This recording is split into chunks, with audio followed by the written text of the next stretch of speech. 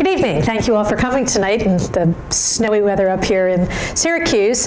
Let me begin by telling you a little bit about myself. My name is Dr. Peg Luksik. I am a teacher with over 35 years experience in education, both special education and elementary education. I've taught everything from preschool through college. I was an advisor to the Reagan administration. He had a commission on the family and I was one of the advisors. And I worked for the United States Department of Education for a number of years, and my job was to review and evaluate education reform initiatives. So it's kind of what this is. The screen is more important than I am, so I'm prettier, but look at the screen because that's going to give you actually the information that you need. This has a long history, but we don't want to be here forever, so we're going to start in the 1980s. In 1989, President George Bush the Senior held an education summit with the National Governors Association, and the head of the Governors Association at that time was a man named William Clinton. At that summit, they came up with an education plan, and that's when they decided to break local control and set national education goals. That summit eventually led to federal legislation called Goals 2000. It was passed when President Clinton was in office, but that demanded that the states write all of the hundreds of standards that we're seeing. So when people talk about the states having standards, that's because the federal government required them to do that. This has been a federal mandate from the beginning. The feds forced the states into writing the hundreds and hundreds of standards that then later they complained about. Goals 2000 was vigorously opposed all across the country, and so it had no teeth. If states didn't comply, if school districts didn't meet the goals, there were no penalties. That changed with the passage of No Child Left Behind in 2001. Now, there is no role for the federal government in education, according to our Constitution. If you read the Constitution, you won't see the word education. So the way the federal government gets around that is they make money available to the states. And it's, here's the money, and the state can volunteer to take the money. If they volunteer to take the money, then they're volunteering to live by all of the requirements of the money. But since the state is volunteering, that's how they get around the constitutional proscription. The first time that the federal government offered lots and lots of money to the states in education was in the 1960s. Lyndon Johnson was president. The legislation was called the Elementary and Secondary Education Act. It was 32 pages long. That made money available as part of the war on poverty. So the states turned in their poverty figures, and then they got money based on those figures. When the federal government makes money available to the states, you get this much money for this many years. When that many years is over, the money runs out. So the federal government either has to reauthorize the program and make more money available, or the program dies. The Elementary and Secondary Education Act has been reauthorized multiple times since 1965. The 2001 reauthorization was called No Child Left Behind. This year it was reauthorized again, and it was called the Every Student Succeeds Act. No Child Left Behind said that the states had to create plans that included content standards and achievement standards. What's the difference?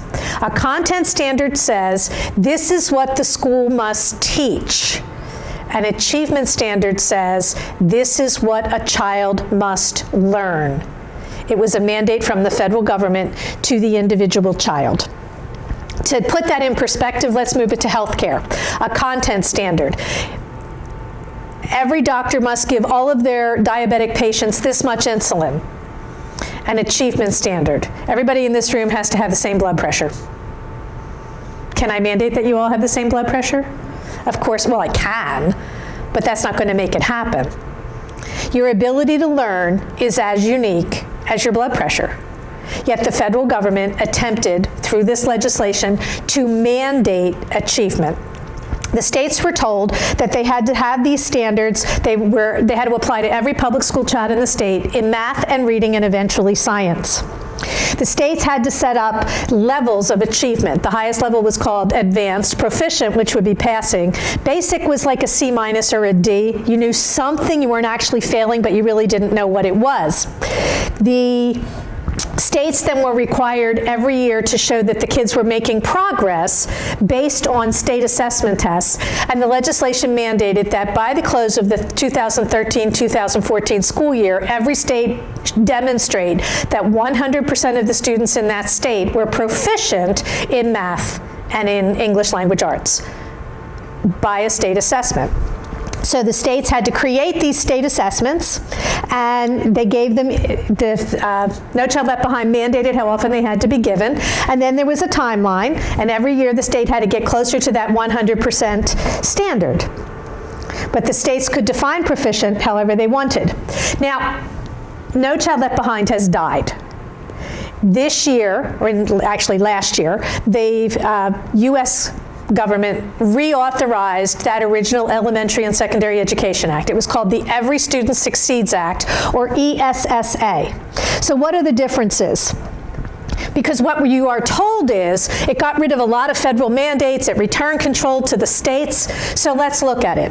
The No Child Left Behind said that between grades 3 and 5 there had to be one test. Now many states did annual testing, but in fact No Child Left Behind didn't require that. It only required one test in math and in English. The Elementary and Secondary Education Act requires a test every year, so that's 3 tests instead of 1. No Child Left Behind said between grades 6 and 9, 1 test was required. The Elementary and Secondary Education Act said no, 3 tests, 1 in grade 6, grade 7, and grade 8.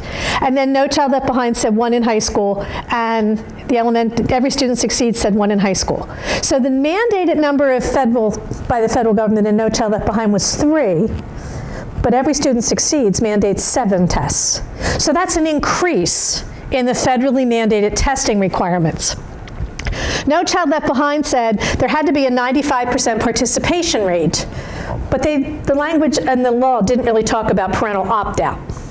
The Every Student Succeeds Act requires now there has to be a state law for parents to opt out or refuse the test. The language actually says there has to be a state law, but it says that districts are penalized if parents have an opt-out rate of more than 5%. In fact, the U.S. Department of Education just put out a letter at the end of December, and I have a copy here if you'd like to see it at the end, where they tell the states all about what they have to do to force the 95% participation and all of the punishments that will happen if they don't comply. So if your state says that you can opt out and a parent exercises their legal right, the U.S. Department of Education is saying we will punish your district if parents exercise their legal right to be parents. That is not less federal control, that is more federal control. The testing time in No Child Left Behind, there were no limits in the legislation. The new legislation says only a limited amount of time is allowed for the tests, but they mandate more tests at the federal level, which means that the federal tests become the only test, as opposed to a district saying, well, we may want to give the Iowa test or a regular achievement test. If we're going to mandate more tests and then limit how much testing you're allowed to take, then my tests become the tests, which means no other measurement option becomes available to parents. The No Child Left Behind mandated 100% proficiency. The new legislation doesn't mandate 100% proficiency, but it does say that every state has to show that the children have improved on the tests every year. So it's mandatory improvement. That's still a federally mandated achievement standard. We're going to mandate learning. So since the tests are so important, why don't we talk about the tests? How do you know how you did on a test? You look at the score. Now, most of us are used to looking at a raw score. A raw score is, there's this many questions in the test, you got this many right and this many wrong. It would say 18 out of 20, or 60%, or 90%, or 95%. Your spelling test pretty much was a raw score. There's no error of measurement in a raw score. There's this many questions, you got this many right or wrong. So you know exactly how you did. In these tests, though, you get what's called a scaled score. That's an artificial scoring system that the testing authority creates to convert a raw score into this pretend score. So you don't ever get to know what the raw score was. You only get the pretend scaled score. And so the first thing you need to know is that there's an error of measurement, because if I convert one number to another and it's not a straight conversion, there's going to be some measuring error, conversion error in my process. So if we look, for example, at the ACT, which is a test that many people take, and this is their technical manual, what their technical manual says is that the error of measurement in the ACT should be as close as possible to 2 points with a 68% certainty. What does that mean? That means if you got a score of 30 on the ACT, you really got a score somewhere between 28 and 32, they're pretty sure. But they're not really sure, because they're only 68% certain. They're only pretty sure. So when testing entities, or for example states, like Kentucky's one of the states that is, they were one of the first to implement Common Core, and they vigorously defend it across the country, and they point to tests like the ACT, and they say, our scores went up. So I went and looked at Kentucky's scores. They went up by 1/10 of a point over 5 years in a test where the error of measurement is plus or minus 2, which means the score didn't change. So the first thing you have to know in looking at these tests is, what's the error of measurement? And you need to remember that the scaled score doesn't mean anything. So for example, if you have kids and they took the ACT, the score is 20, 25, 30. They take the SAT, the score is 600, 700, 800 in a given subject area. Those show the same level of achievement, but obviously the numbers aren't the same. So the scaled score is pretend. It's just a pretend number that the people who created the test invented and then assigned a value of a level of achievement to it, but you don't know what that level is, because they never give you the raw score underneath. The next thing you need to know about the tests is, are they valid? And we hear about how, because these tests are very important, they're used for promotion in some states, they're used to determine if the child moves forward or if they need to go into intervention services. They are used to determine whether or not teachers are evaluated. Here in New York, your governor recently said, well, we won't really, we'll have a panel to talk about not using them for teacher evaluation for a few years. That's not never. We want to see if we can quiet the opposition. So if we're going to use these tests for high stakes, in other words, there's going to be a consequence, we need to know that they're valid. What does valid mean? Valid means that it's testing what it says it's testing and nothing else. I can step on my bathroom scale every day, and every day I get on my bathroom scale and it says 110, and I say, yippee skip. And then I go to the doctor's and I step on his scale that has the real weights, and it doesn't say that number. My scale wasn't valid because it didn't correctly measure. It didn't measure what it said it was going to measure, which was my weight.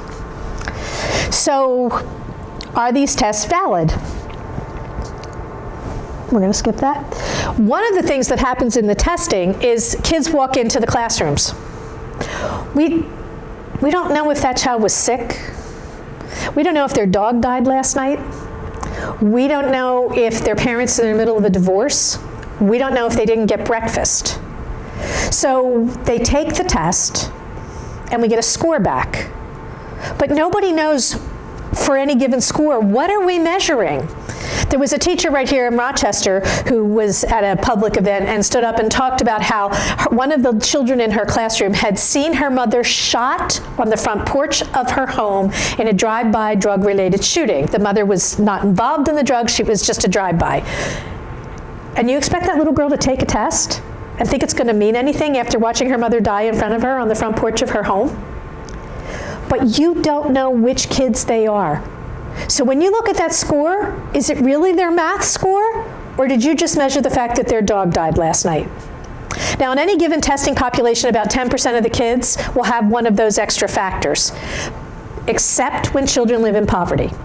As the socioeconomic level of the children goes down, that extraneous factor goes up, because children who live in poverty are more likely to have an undiagnosed illness, or didn't get breakfast, or maybe dinner, or didn't get sleep the night before, or had upheaval in their family. So we are testing poverty, not achievement. Now, Is that just my opinion? No. This document, Incentives and Test-Based Accountability, is actually from the National Research Council, which is part of the National Academies Press. It's out of Washington, D.C. It's one of the federal think tanks. And they talk about tests. And what they say is test scores will differ from one occasion to another, even though the test taker's proficiency didn't change, because of the questions, because of any testing content, and because of the test taker. So these tests should not be considered true scores. They should be considered estimates. In other words, it's one measurement among many, and we should consider it as one measurement among many. And we've always known that. This is not new information. Similarly, the National Assessment for Educational Progress, which is a congressionally mandated test given across the country, says when you interpret these, you need to take into consideration the socioeconomic and educational factors that can impact performance.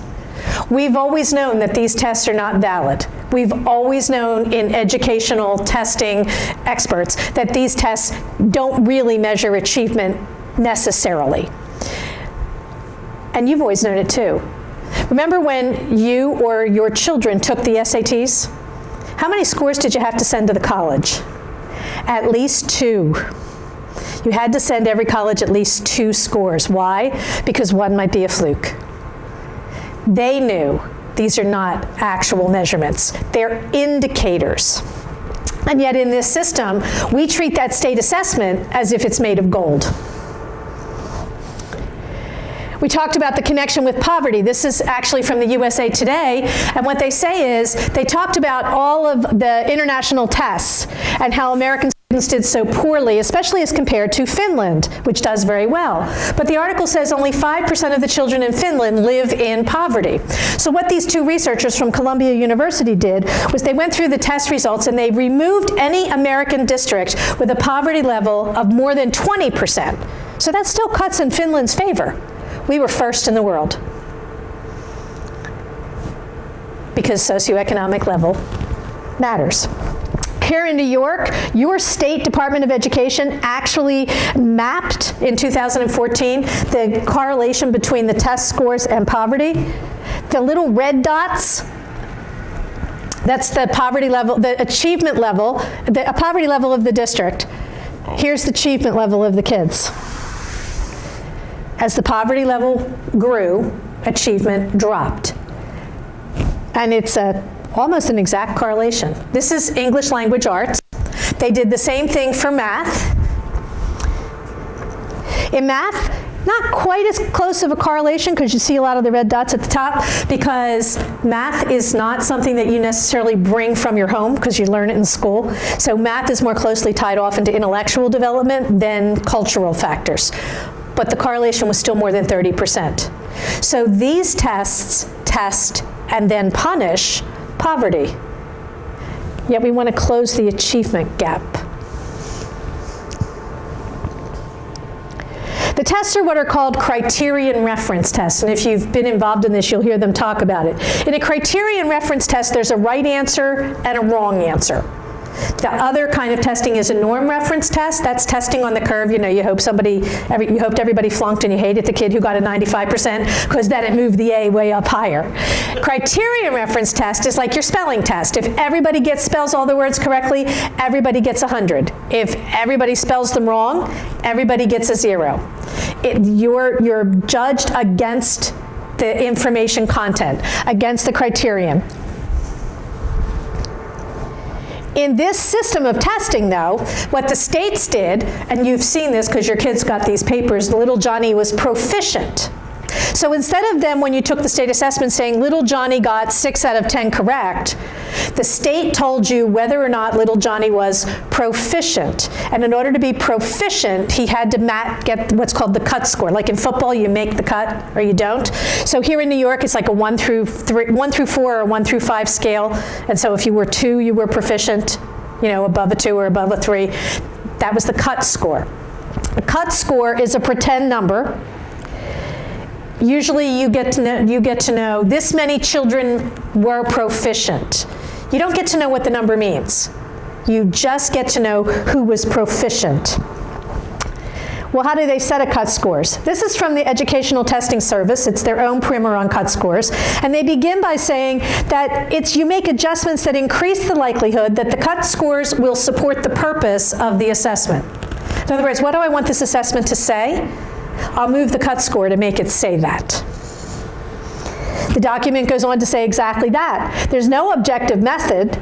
Everything is a subjective judgment of whoever is setting the standards, and that people disagree. There's no way to avoid the disagreement. It's totally based on the opinion of the judges. What do they want the test to say?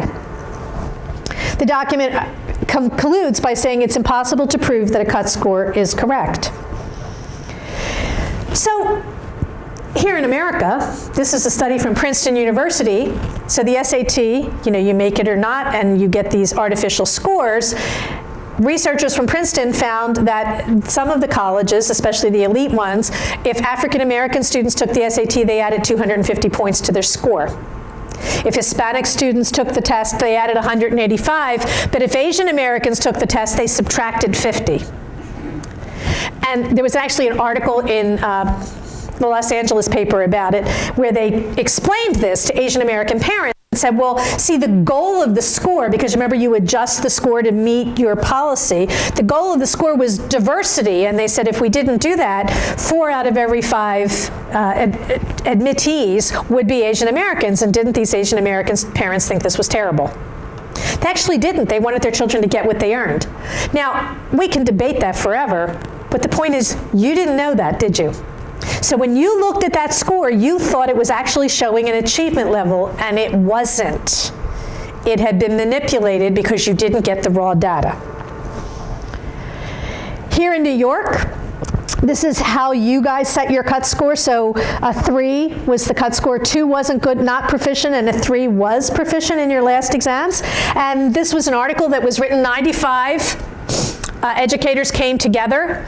They had to sign confidentiality agreements, but people didn't really like what happened to the scores in the New York test. And so this newspaper guy went back and interviewed them, and what they said was, it was not described. The panelists set the cut scores after they had the raw data. So they didn't say this is good enough and then we measure the students to see if they met it. All the kids took the test and then they got it and said, well, if we put the cut score here, this many children will pass. If we put the cut score here, this many children will pass. So they could manipulate it. And what they said was, Pearson, that's the company that you signed the contract with to do the test. They're also the company that provides remediation materials to children that don't pass.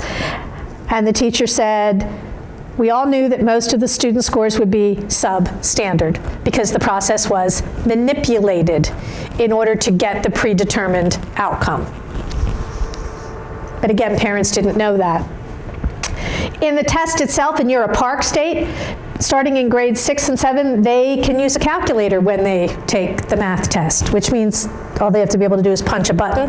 And in the writing test, they can use a spell check feature. So if you spell it wrong, a red line comes underneath your thing, and the kid can keep retyping it and retyping it until the little red line disappears. But you, as a parent, and the person doing the scoring, they have no way of knowing if little Johnny took 50 little red lines to figure out how to spell that word correctly, or if he did it himself. In some of the newer tests, there's a glossary feature that if, as the child's reading along, if they don't know the word, they can highlight it with their mouse, and the definition will come up, and if they can't read it, the test will read it to them. But again, you don't know which children those are. So you're not really testing achievement. You're testing poverty, the scores are manipulated, the test is done correctly. In this system, this is how it actually works. So here's Susie Speller, here she is. She's in this teacher, and the teacher decides in the spelling test, we're not gonna do actual scores anymore. We're gonna use the cut score proficiency mantra. And teacher A thinks that all the children should feel very good about themselves at all times. So she said, if you get 7 out of the 20 words in the spelling test correct, you will be proficient. Parents don't get told it's 7 out of 20, they just get told little Johnny is proficient. So here's our Susie Speller. She gets 16 out of 20 correct. The next year, she goes to Teacher B, and Teacher B thinks that spelling is the most important skill that anyone should have anywhere on the planet. If you don't spell correctly, your life is over. So she sets the cut score at 18 out of 20. Susie's still getting 16 out of 20, but now all of a sudden she's failing. Her achievement didn't change. What changed was the definition of success inside this system. And in fact, for all the children who get between 7 and 18, all of a sudden, those parents are told, little Johnny's failing. Little Johnny's achievement didn't change, but nobody even knew what it was. So this is a system that is easily manipulated.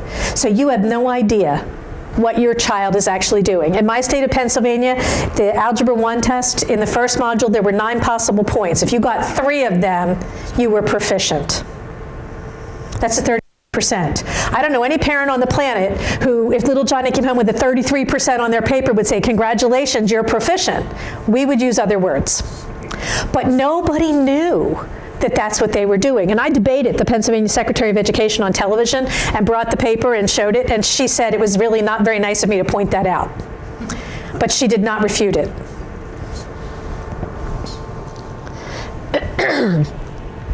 One of the ways that we can know if our test is valid, just like, my bathroom scale and then I go to the doctor, is does my measurement system match another measurement system? So it's called criterion validity. If my scale and your scale say the same, we can feel pretty comfortable about those scales. So let's see what happens. This is New York. I went back to 2009. These are your state assessment results. Every other year, the 4th graders in New York, this is the English language arts, every other year your 4th graders take the national assessment, which is the congressionally mandated test. And their achievement is there. Didn't move, did it? But look at your New York scores. 80% almost, and then you introduce Common Core, and all of a sudden, we just looked at that with Pearson, it dropped because Common Core was much more rigorous. So the children weren't going to do as well. And if you remember, your Commissioner King predicted that that would happen before any child took a single test. He predicted that the scores would drop. Remember, they saw the raw scores before they set the cut scores. Now, we've been doing Common Core, and they're saying, oh, well, see, now they're doing better. In fact, the NAEP hasn't moved. If anything, it's gone down a little bit since you've been doing Common Core. That's 4th grade reading. What about 4th grade math? Same thing. The line is New York. The dots are the national assessment. Math under the new Common Core, people have been complaining that they don't teach it right. The national assessment is dropping. It is showing that, in fact, they don't teach it right. Now, the national assessment set their standards in 1992 and 1994. 1992 for reading and 1994 for math, and they haven't moved them since. You may or may not like where they set the standard, but it is a static bar. It didn't move. Whereas here in New York, your Department of Education has been manipulating the achievement cut scores every year. In 8th grade, it doesn't get any better. That's reading. And that's math. And you can see, oh, look, the state is saying, see, the math is going up. The NAEP is saying the math is going down. What is changing? The only thing that's changing is the definition of success in your state assessment. You are not the only state. Remember, No Child Left Behind said every state had to show 100% proficiency by the close of the 2013-2014 school year, but the state could define proficient however they wanted. So what did the states do? This brown bar is what you would have to do to be proficient if you took the NAEP. This is basic in the NAEP. That's a C-. This is where every state defined proficient on its state assessment, which is how you wind up with things like in Tennessee, the state reporting that 100% of the children were proficient, and when those same children took the NAEP, 26% of them passed.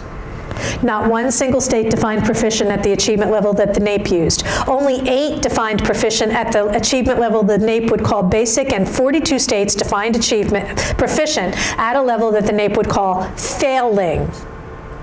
Now, does that mean the states were evil? No.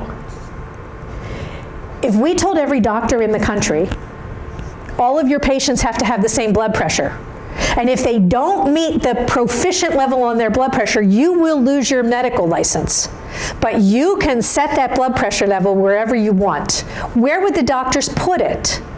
At 340 over 250, because then everybody would meet it. It's impossible to mandate achievement. It's impossible to have 100% proficiency. The federal government mandated an impossibility, and the states faced with that manipulated the data to meet the federal levels to get the money. Unfortunately, reality didn't move, and by 2010, nearly 60% of our college freshmen needed to be remediated when they got to college. Those little Johnnies were coming out of high school, congratulations, you're proficient, but you know, if you only know 33% of Algebra 1, you really aren't ready for calculus.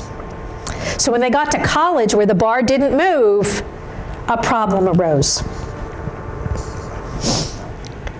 So in response to that, we've had a number of issues, and Common Core was born.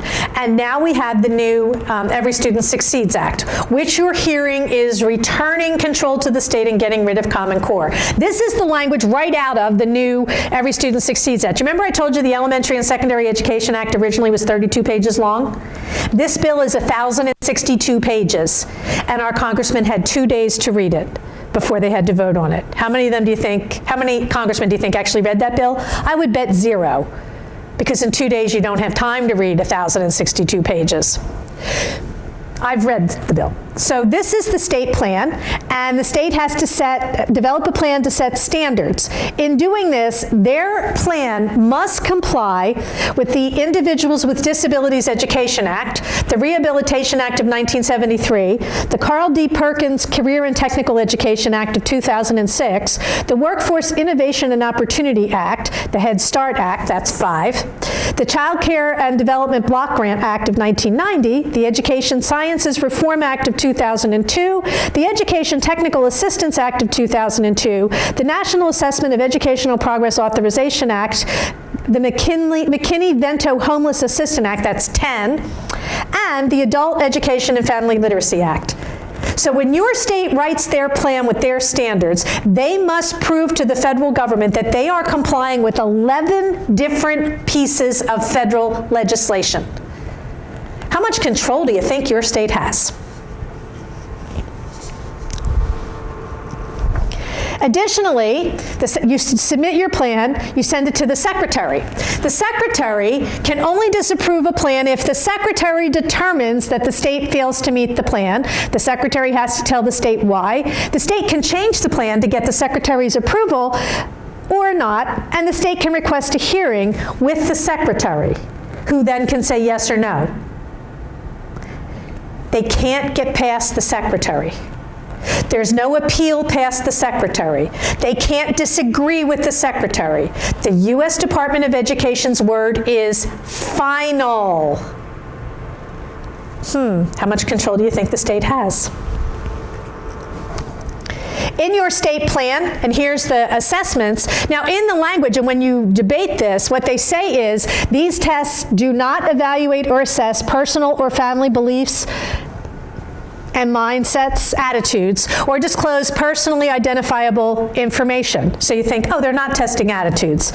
And then you come down here, and it says they must assess higher order thinking skills and understandings. What are higher order thinking skills? Higher order thinking skills come from a guy named Bloom. He was an educational theorist. He wrote what was called Bloom's taxonomy. Here's the level. The lowest level of learning is remembering. You know, you do that when you learn your times tables. As you move up through, these 3 are considered the higher order thinking skills. Analyzing, evaluating, and creating. You must compare, adapt, decide, assess, judge. Isn't that attitudes? You can't assess higher order thinking skills unless you test attitudes. So the legislation says you can't test attitudes, you must test attitudes in the same section.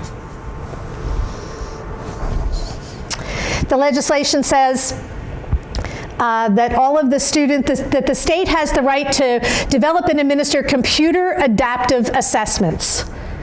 What are computer adaptive assessments? Computer adaptive assessments change as the child is taking the test. So your answer to question 1 determines what question 2 will say.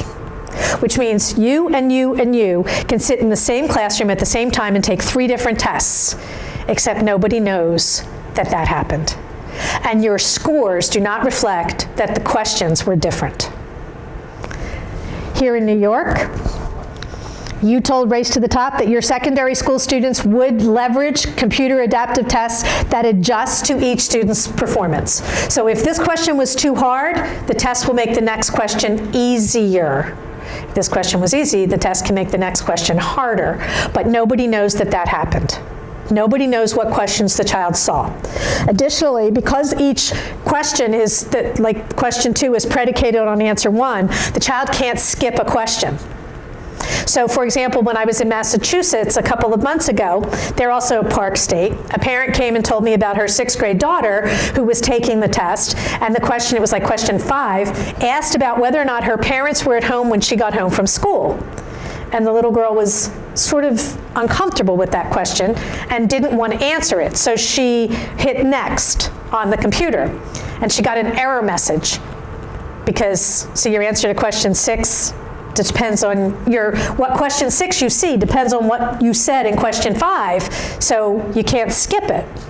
So she went up to the teacher and said, I don't really see how this is assessing my math or my reading to tell you whether or not my mother is at home when I get home from school. I don't want to answer the question. And the teacher said, I can't do anything about that. But since it was only question 5, she flunked, because she could never get to question 6. Her mother wasn't really happy with that whole situation, so the mother went down to the school and said, excuse me, what are you doing? And I want to see the test that my daughter took. And the school said, well, you can't. And the mother said, no, I'm the mother, yes, I can. And the school said, no, you don't understand. Every question depends on the previous answer. There are 18,000 different combinations. There's no way for us to replicate the test. So there's no way for you to even see the test your child took, even if you wanted to. They can't show it to you. Additionally, for how the state is measured by the federal government, the state can include measurements of, and it's interesting, the word may in these kinds in legislation, may is actually stronger than shall, so they have to. Student engagement, educator engagement, student access to advanced coursework, post-secondary readiness, school climate and safety, and any other indicator the state chooses. Meaning the state can measure anything they want. Now, how do you measure student engagement exactly? That's not academic, is it? The U.S. Department of Education and the U.S. Department of Health and Human Services have stepped up now, and it's right after the legislation was written, they put forth their first, this is the policy statement on how they're going to implement family engagement. It's a draft because it's still in public, when this was written, it's still in public comment.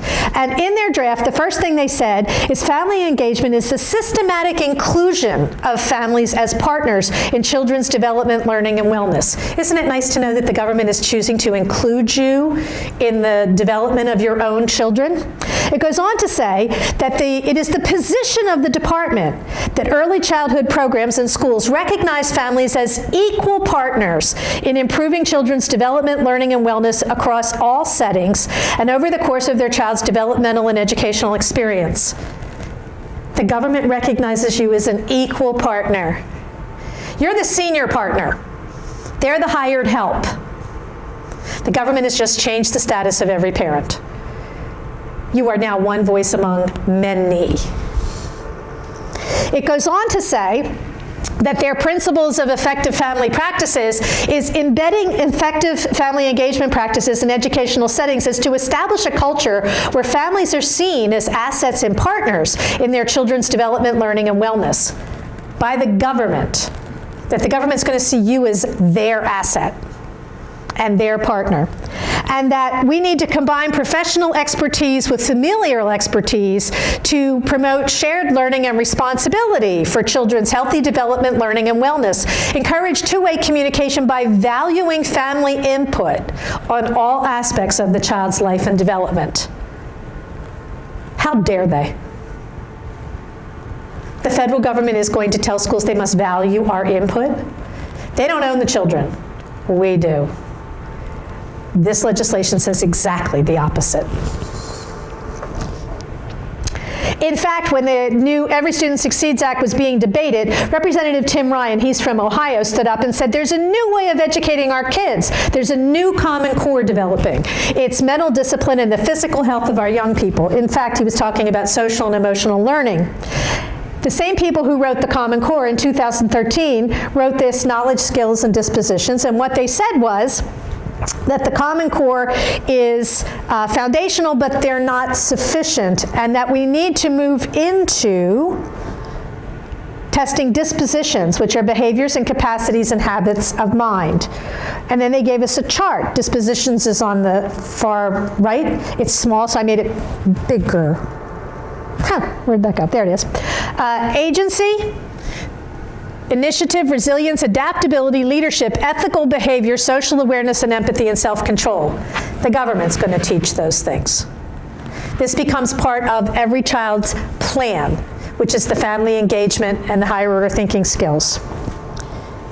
In fact, this is from the American Institutes for Research. They're one of the folks that put together the Smarter Balanced Assessment, and they work with the Park. They're one of the testing companies. Their document is called Improving College and Career Readiness by Incorporating Social and Emotional Learning.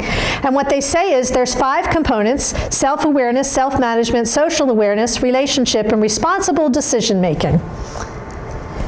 And they say social and emotional learning is a foundation for the Common Core state standards. The connections are not always apparent. In the English language arts, the questions, there's a focus on demonstrating independence, adapting communication, coming to understand others' perspectives and cultures. Although the social and emotional learning skills of self-awareness, relationship skills, and social awareness are essential to meeting this standard, the important connection to a social and emotional learning may not be readily apparent. It's always been inside the Common Core. In New York, this is your New York Board of Regents from 2011, Educating the Whole Child, Engaging the Whole School, and these are their guides for social and emotional development and learning in the state of New York. And what they say is, well, what does it mean to educate the whole child? Healthy, safe, engaged, supported, and challenged. What does it mean to be healthy? Reform initiatives are unlikely to succeed unless schools address all interacting dimensions of students' lives: the physical, emotional, intellectual, social, and spiritual. In schools where you can't say God's name. Wonder what kind of spiritual lives they're talking about when you can't say anything Christian. There's the same 5 things that you saw in the first document, the research document: self-awareness, self-management, decision-making. New York is talking about non-cognitive indicators, which are dependability, perseverance, work ethic, agreeableness, including teamwork, and emotional stability. Your state, remember we looked at the new education bill? School climate, there's your engagement. How do they do it? They test it, and the data systems collect the answers.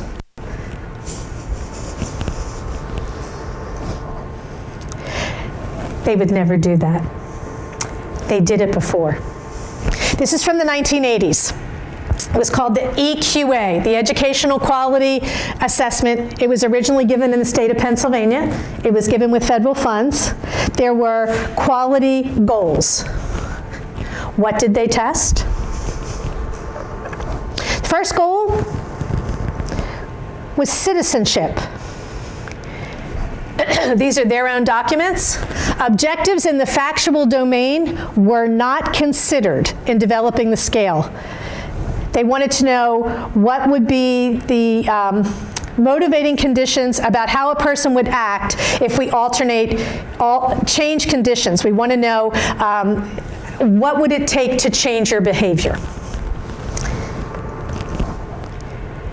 How did they do it?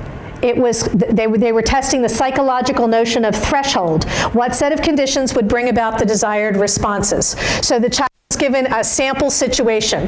The sample situation was there's a club at school called the Midnight Marauders. They go out and do vandalism. I would join the group if, I would join the group if, and the child could say yes, no, or maybe under what conditions they would join the group. There were 3 subscales. The first subscale was concern for the welfare and dignity of others. The second was respect for law and authority. The third was willingness to honor self-made commitments to groups.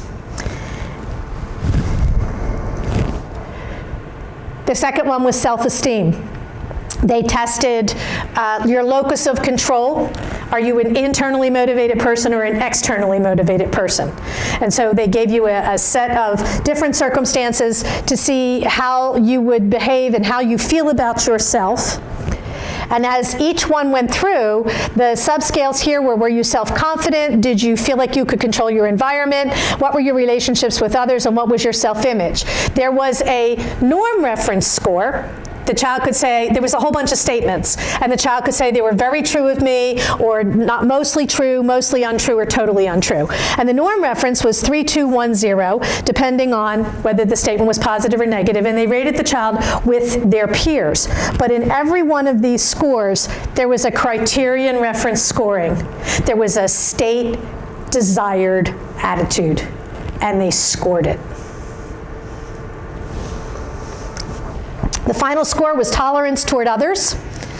How we interpersonal relationships, how are we tolerant? They looked at differences in race, religion, social background, physical and mental attributes, and they gave them 29 different questions and said, how comfortable would you feel if this or that happened with this or that person?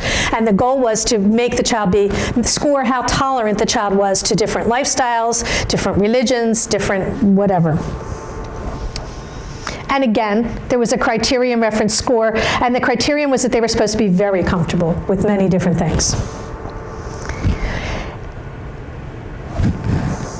After the children took the EQA, all of the results went in, and then the district got what was called resources for improvement.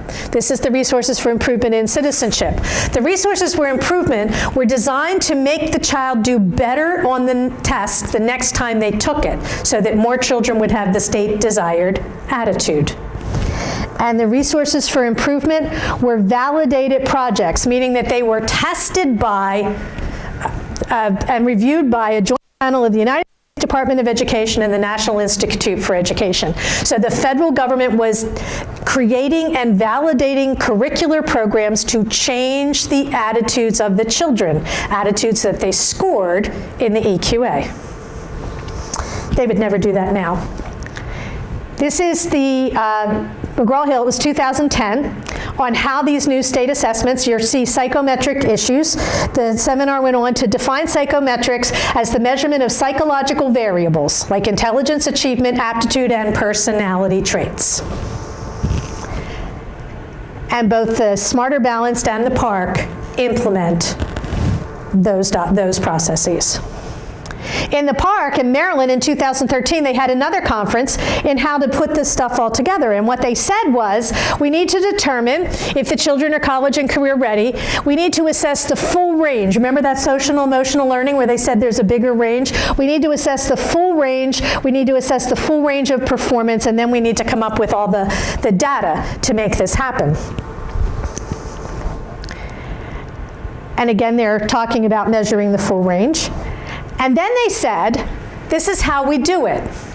We begin with the claims we want to make about the students.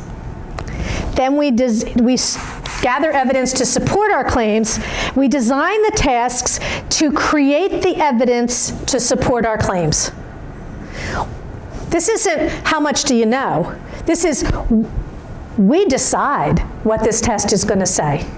And then we create the test to give us the result that we wanted.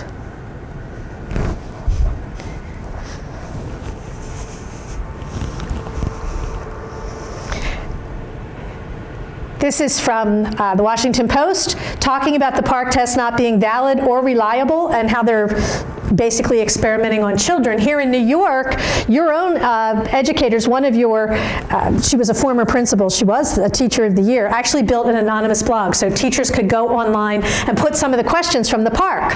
And teachers talked about what happened.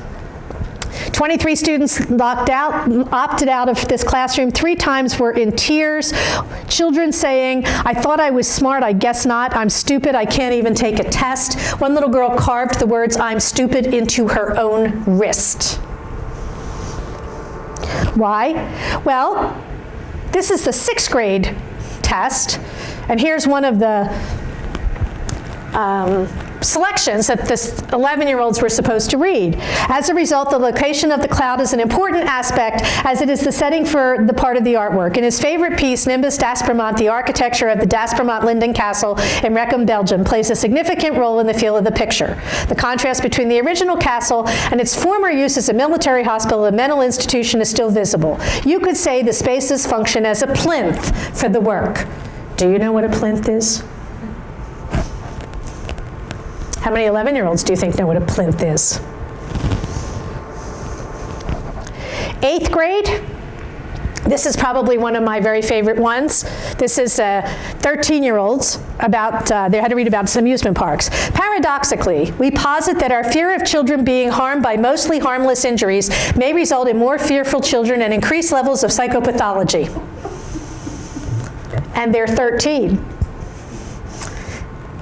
But if you wanted the scores to be low, to prove that Common Core was more rigorous, you can adjust the cut score, or you can adjust the content of the test. Charlene Williams is a psychologist at UCLA who talked about these tests. She said there's no validity. She said the cut scores are arbitrary. She said the computer adaptive tests mean you don't know what test your child took, so the score can be raised or lowered arbitrarily. You would never know. She said people are rating these tests as all subjective ratings. How do you know if your rater is loosey-goosey or Mary Martinet? You don't have any way of knowing how your child's test was rated. And finally, Park and Smarter Balance say these tests are copyrighted so nobody can see them, which means there's no way to validate them because they won't let anybody else look at them. That's the basic rule is I let somebody else see my work so they can check it. Can you imagine a cancer doctor saying, I found a cure for cancer, I'm not telling you. You just have to buy my product. Well, what's in it? I can't tell you. It's copyrighted, it's secret. These are secret tests. Here in New York, you've had many people complain about what's happening in education and with the Common Core. This is a statement from over 500 early childhood professionals. It was written while the core standards were being written, saying they have grave concerns about the standards because they'll lead to long hours of instruction in kindergarten. They're inappropriate standardized testing. This testing will crowd out the things that kindergartners need to do. Here in New York, there was actually an article about how in one kindergarten they canceled the little kindergarten show because they didn't have time because the 5-year-olds had to be college and career ready, which should be funny, except it actually happened. They said there's no evidence that these standards work. There is absolutely no evidence anywhere that if you learn to read at 6 as opposed to 7, you're going to do better in life. That's why the mandatory school age used to be 8, especially for little boys, because it took them longer to be able to sit in a chair. It was signed by over 500 professionals. And just so you can see, there's all the signers. 3 of them were the past presidents of the National Association for the Education of Young Children, the foremost authority in early childhood education in America. Now, contrast that list with the 29 people who wrote the Common Core standards, not one of whom was a classroom teacher. Here in New York, Mary Calamia, who was a licensed clinical social worker, actually testified and talked about how she was all of a sudden getting these calls from children who were self-mutilating. They were burning themselves and hurting themselves because of all the stress of these inappropriate standards. Children saying they wouldn't go to school, they were stupid, school was too hard, and the tests were so high stakes that the kids couldn't cope. She said they're not wired for what Common Core calls for at the early grades. Yet we're measuring children against inappropriate standards and then saying the children are delayed. The children are fine. The standards are wrong. One of the things she talked about is this whole asking little ones to persuade. In order for me to persuade you of something, I have to actually have some understanding of your point of view. But a child under the age of 8 can't do that. A child under the age of 8, if I had corn, everybody on the planet has corn. Like, my universe is the only universe. So the only way I can persuade you is to try to scare you, which taps into the limbic system, which is where you don't want little ones to go, which is why we're having so much additional violent behavior in the earliest grades. When the math standards were written, math teachers hated them. William McCallum, who wrote the standards, told them, don't worry about the standards because they wouldn't be too high. So you don't need to worry about the math standards because they won't be too high. The Park actually has a sample curriculum. They say by grade 4, the kids have to be able to do add and subtract using the standard algorithm. That means write it down one number under another, borrow or carry correctly. That used to be a grade 2 math standard. Now they don't have to be able to do it till grade 4, and they don't have to be able to do long division until grade 6, except starting in, say, grade 6, they can use a calculator when they take the test, so they never have to learn to do it at all. Trevor Packer, who's the senior vice president of the College Board, told the American Association of School Superintendents that Common Core slows math down. It never gets to calculus. Calculus is outside the math progression by about 2 years. Common Core slows math down.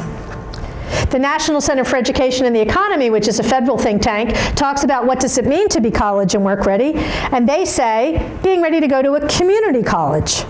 And that means Algebra 1 by the end of your sophomore year in high school. Because they say most community colleges start with Algebra 1, so it's silly to teach you Algebra 2 in high school to go to college and learn Algebra 1. They admit that the standards are very low. Is that a good idea? You know, the United States Department of Education actually studies education. And one of their studies that was published in 1999 called Answers in the Toolbox said if a child gets beyond Algebra 2 in high school, they more than double their odds of getting a bachelor's degree in anything. But if you don't have to learn Algebra 1 till the end of your sophomore year, that puts geometry in your junior year and Algebra 2 in your senior year. So you never get beyond Algebra 2. And in fact, the Common Core standards don't even give you a complete Algebra 2 list. The Department of Education study became the basis of a meta-analysis by Auburn University. That's where, instead of doing research, you look at all the research that's already been done to see if you can find trends. These researchers looked at 25 years worth of data, and they said if kids get all the way to calculus, they are 28 times, I didn't say percent. I said times. That's 2,800% more likely not just to finish college, but to be a high achiever, regardless of your race, your socioeconomic status, the high school that you went to, or the major that you take, because the skills of higher math translate. Because if you can do math, you can think. You can learn. And so all of those mental processes translate. Does that mean every kid should take calculus? Of course not. Does that mean every kid should go to college? Of course not. But it does mean we should be setting educational policies that are designed to give as many children as possible the opportunity to get as far ahead in math as they possibly can, because math opens doors and Common Core is closing them. English isn't any better. This is a 12th grade Common Core literature book. It's Pearson, which is the largest publishing house, which is why I picked it. On the very first page, the very first thing that they tell the children, these are 12th graders, is that every selection in this book is available in audio format and there's an audio summary. How can it teach reading if the first thing you tell the children is that they don't have to read a single word? They don't even have to listen to the words. They can listen to an audio summary. I was in Tennessee. The teacher went, well, no teacher would say that. And I looked at her and said, so you've never taught 17-year-olds. Because if you tell 17-year-olds they don't have to do it, they're not going to do it. As a result, a study done last January showed that the average college freshman in America now reads at the 7th grade level. And that's a college freshman. What about the kids who didn't go to college? If their instructional level is 7th grade, their recreational level is 5th grade because you dropped 2. That means that colleges are changing their reading list for incoming freshmen. They have to remove things like Chaucer, Dickens, Shakespeare, Twain, Steinbeck, Hemingway. Are you getting the point? Instead, they can read Harry Potter, which is a lovely thing, but not really college level. You go into any bookstore and go to that young adult section, that's now what's on the college reading list. But see, Literature is how Western civilization is transmitted. Abraham Lincoln once introduced Harriet Beecher Stowe as the woman who started the Civil War because she wrote Uncle Tom's Cabin and put a face on slavery. And put a face on evil, Simon Legree, except our kids don't know who that is. I always like to end with good news. This is my granddaughter. She just turned 3. Why am I showing her to you? Well, because she's adorable. But each of you have somebody that looks just like that in your life, that when you see that little face, your heart sings. In Pennsylvania, when the Department of Education was testifying to push forward Common Core, they talked about how the schools produce children, and they actually called the children widgets. And what they said was, if you go to a McDonald's in Philadelphia and you buy a hamburger, and then you go to the McDonald's in Erie and buy a hamburger, it's the same hamburger. So it really shouldn't matter what school our kids go to, they should all come out the same. The hamburger isn't the client of McDonald's, it's the product. Does anybody think what we do to the ground meat is done for the benefit of the ground meat at McDonald's? No, of course not. You do something to a product for a client. Common Core isn't something we're doing for our children. It's something we're doing to them, to create the desired product. The product desired by the federal government and the folks who are funding this, folks like Bill Gates. The question I always get asked is, well, can we beat them? What can we do? The short answer is, of course we can beat them. We've beaten them back before. You know, it's funny, I travel the country doing this, and it's so many women who are standing up to fight back, and a gentleman in an audience once asked me, why is it women? And I said, well, see, it's easy. It has been said that fathers will die for their children, and God love you, gentlemen, that's true. Mothers will kill. And when the federal government decided to attack the children, they forgot they all had moms and grandmoms attached, and there will never come a day when any of us say, yeah, you can have them. So it's the mothers who are standing up and fighting back with all they have. What do you do? If you have children in a public school, take them out tomorrow. Don't wait for the next day. You don't want to be an equal partner with the federal government. The way to protect your children is remove them. If you're a grandparent, help pay tuition at a private school. If you are a former teacher, contact a local either private school or the homeschool association and say, you know what, I'm a former engineer. I can teach math. I'm a former chemistry teacher. I can teach chemistry. Because a lot of parents are afraid to homeschool once they get past a certain grade because it's like, I don't think I can teach calculus or physics or biology. But many of folks who are retired were either in that field or they taught that field. So volunteer at the Homeschool Association because the laws don't require that the parent personally teach it. So a lot of homeschoolers are coming together with one father or one mother teaching a different subject. So if you can volunteer, volunteer. If your children are in the public school, opt out of the test. Your district is going to say, but they're going to punish us. Yeah, in New York, you had more than 20% of the kids opt out last year, and in the end, the federal government is the one that backed down. They finally said, we won't really punish you, because your congressman would have had a fit. So push back. How dare the government use money to attempt to force parents to give away their children? Welfare of my child. Government money. Let's see how that weighs. So opt out and don't, that's not your problem. Your job is to protect your children, so opt out of the test and encourage others to do the same. Make it a political issue. Your congressman who voted for that monstrosity, they need to hear from you. So how exactly are you going to test family engagement? You really agree that parents are an equal partner and that the government's going to deign to listen to us about our own children? Who do you think you are? Make sure they know you're displeased. There's a presidential election coming. Make sure it's one of the top issues, because the shape of today's schools is the shape of tomorrow's society. Letters to the editor. Make sure you get the facts. There's information on the table. There's bookmarks. There's an opt-out packet that you can pick up for how you do it and what you do. There's also 3 CDs available that I did. One is called Should Our Children Be Standardized, which is the research on can you actually write one standard and mandate that all children learn the same thing. This one includes information on the Advanced Placement U.S. History curriculum that the College Board put out. It's the one that teaches World War II without mentioning Dwight D. Eisenhower, Adolf Hitler, or the Holocaust. Not sure how they do that, but they did. It doesn't mention people like John Adams, Martin Luther King, since today's his day we honor him, Rosa Parks. Does mention the Black Panthers.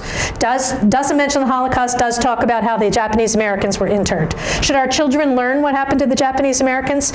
Yes. Should they learn about the Holocaust? Absolutely. So everything is designed to make America not exceptional.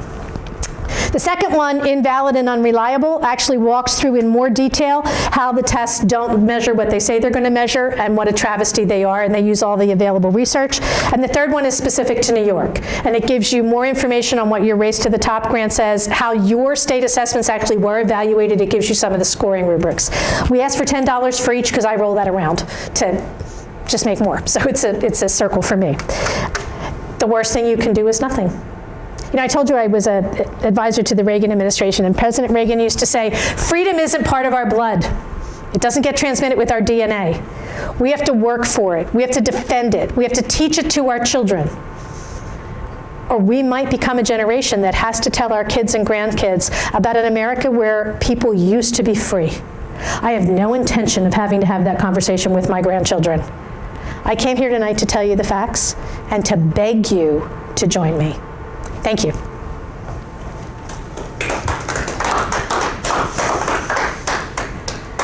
Okay. We can do a few questions because I want to get you out of here quick. So if you have a question, you can ask me. Do they do the tests on computers? Is that how the questions change? Yeah.